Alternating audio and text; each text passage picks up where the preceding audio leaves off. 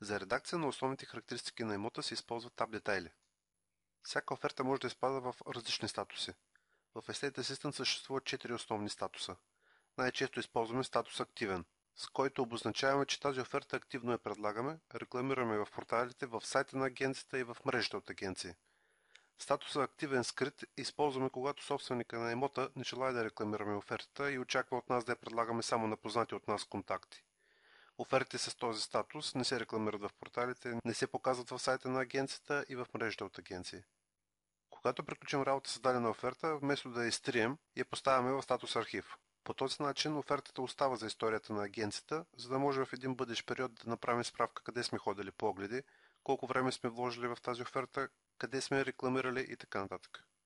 Накрая сме допълнили един специален статус импортирани, който се използва при работа с оферти на други агенции. Често в практиката няколко агенции работят в по-близко сътрудничество и споделят общи оферти. С статус импортиране може да отбележим точно този тип оферти, които са собственост на друга агенция, но за които сме получили съгласието на съответната агенция да ги предлагаме на наши клиенти. Секцията To Do с полетата Активира една и Деактивира една се използва главно при наемите.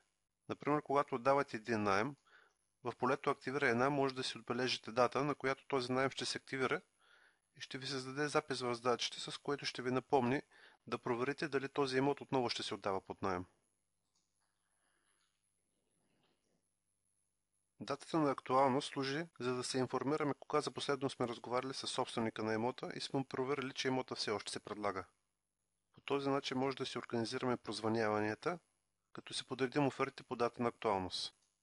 Филтъра в това поле може да бъде избиран както за конкретен ден, така и за период от време.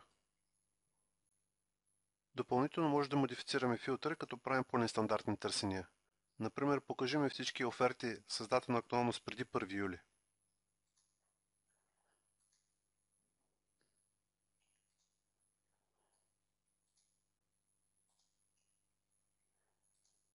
Следващото специфично поле е вид на имота.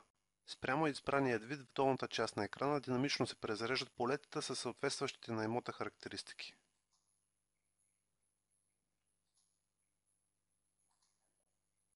В горната дясна част на екрана имаме възможност да посочим разположението на имота,